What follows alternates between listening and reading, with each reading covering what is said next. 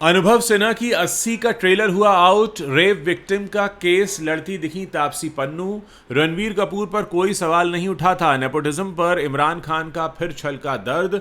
रोहित शेट्टी के घर फायरिंग मामले में बड़ा खुलासा। बिश्नोई गैंग ने 7.62 mm बुलेट से की थी फायरिंग। शूटर्स की भी हुई पहचान।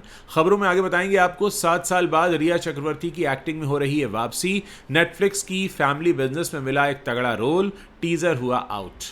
दृश्यम 3 के बाद नहीं आएगा चौथा पार्ट।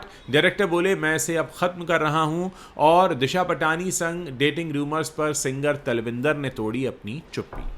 नमस्कार दोस्तों, आप देखना शुरू कर चुके हैं Bollywood top headlines of the day. तो चलिए अब इन्हीं खबरों को आपके सामने थोड़ा विस्तार से रखते हैं। दोस्तों, आपको याद होगा कि बीते दिनों फिल्म के एक पोस्टर ने बड़ी लंबी बहस छेड़ दी थी। पोस्टर में ना कोई एक्ट्रेस दिख रही थी, ना कोई एक्टर था, बस बड़े बड़े शब्दों में लिखा था 80। अब तापसी पन्नू, जीशान अयूब, कनी कुसरुती, मनोज पहावा, ये सारे के सारे चेहरे 80 के ट्रेलर में दिख रहे हैं। रोज़ाना हमारे देश में बलात्कार की खबरें रहती हैं और ये कोर्ट रूम ड्रामा भी इसी बारे में है, जिसमें तापसी एक वकील के किरदार में है जो एक रेप विक्टिम का केस लड़ रही हैं। ट्रेलर की शुरुआत में फिल्म के टाइटल को इंट्रोड्यूस कराया जाता है। तापसी का किरदार कोर्ट में कहता है हर 80 बलात्कार में 76 दर्ज ही नहीं हो पाते। फिर फिल्म में जीशान और कनू का एक बहुत हल्का सा रोमांटिक पल दिखाया जाता है। कनू के किरदार के साथ रेप होता है। बलात्कार के बाद उसे एक रेलवे ट्रैक पर फेंक दिया जाता है। पुलिस मामले की जांच में जुटती है। तापसी का किरदार इस केस को लड़ने कोर्ट में पहुंचता है। रेवती कोर्ट की जज के रोल में है। कोर्ट रूम ड्रामा में बलात्कार पीड़िता और उसके फैमिली को संघर्ष करते दिखाया गया है। वकीलों की दलीलें आपको खामोश कर देंगी। 80 का 2 मिनट 52 सेकंड का ट्रेलर काफ़ी इंटेंस है। फिल्म को अनुभव सिन्हा ने डायरेक्ट किया है। वो इसके को राइटर और को प्रोड्यूसर भी हैं। रोज़ाना अखबार खोलते या टीवी पर खबरें देखते आपको भी ऐसी खबरें अक्सर परेशान करती होंगी कि हमारे देश में इतने सारे रेप रोज़ाना होते हैं। उम्मीद करते हैं कि ये हमारे देश के जागरूक नागरिकों को फिल्म ज़रूर पसंद आएगी, जो कि 20 फरवरी को रिलीज़ हो रही है। अब अगली खबर का रुख करते हैं। नेपोटिज्म पर एक बार फिर से आमिर खान के भांजे इमरान का दर्द छलक आया है। बॉलीवुड में नेपोटिज्म की बहस आज भले ही तेज हो गई हो, लेकिन यह मुद्दा कोई नया नहीं है। सालों पहले जब इमरान खान ने फिल्म जाने तू या जाने ना से डेब्यू किया था, तब भी उन्हें स्टार किड होने के ताने सुनने पड़े थे।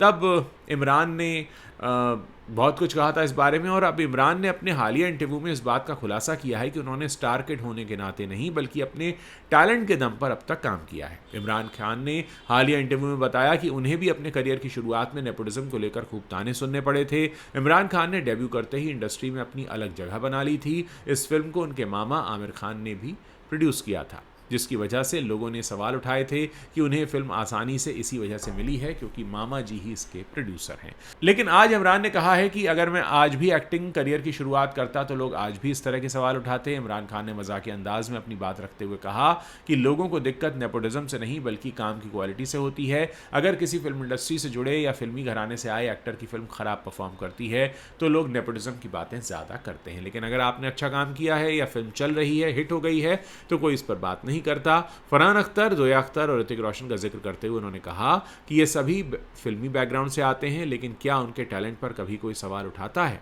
आगे इमरान खान ने रणबीर कपूर के नाम का जिक्र करते हुए कहा कि रणबीर भी तो फिल्मी बैकग्राउंड से ही हैं। उनके परिवार ने तो इंडस्ट्री की नींव रखी है, लेकिन वो आज भी एक टैलेंटेड और दमदार एक्टर माने जाते हैं, इसीलिए कोई उन्हें लेकर इस तरह के ताने नहीं कसता। इमरान का यह बयान ऐसे समय में आया है जब बॉक्स ऑफिस पर उनकी हालिया रिलीज फिल्म हैप्पी पटेल बुरी तरह फ्लॉप हो चुकी है।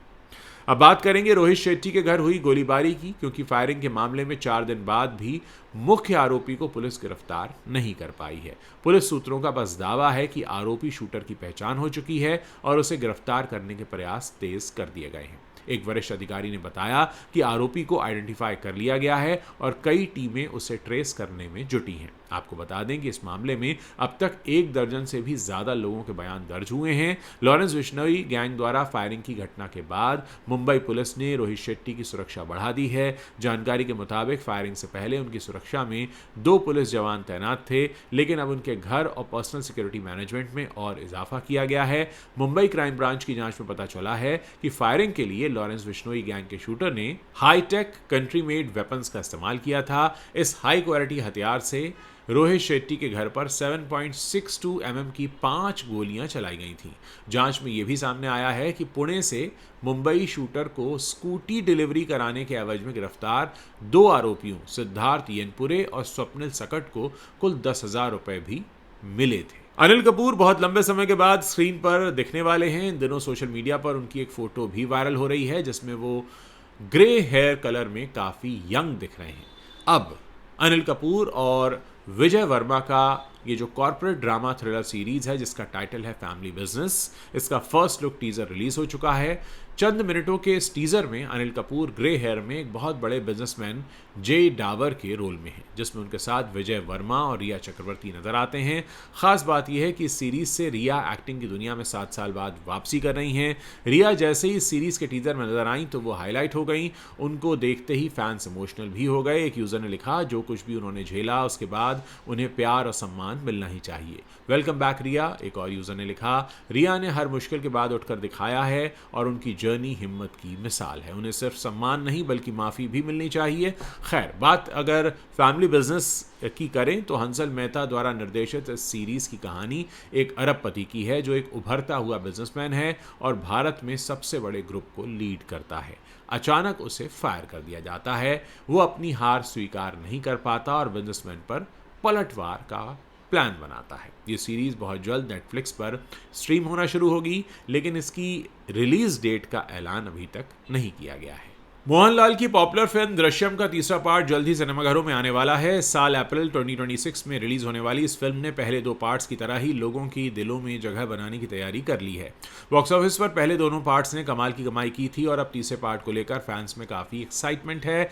लेकिन डायरेक्टर जीतू जोसेफ ने साफ कर दिया है कि इसी पार्ट के साथ इस फ्रेंचाइजी का सफर यहीं खत्म हो जाएगा, अब और कोई पार्ट नहीं आएगा। एक इंटरव्यू में जीतू जोसेफ ने कहा, इस फ्रेंचाइजी का अब कोई और पार्ट नहीं आएगा। मैंने कभी सपने में भी इसकी योजना नहीं बनाई थी। लोग मुझसे इसे खत्म करने के लिए कह रहे हैं, इसीलिए मैं इसे अब खत्म कर रहा हूं।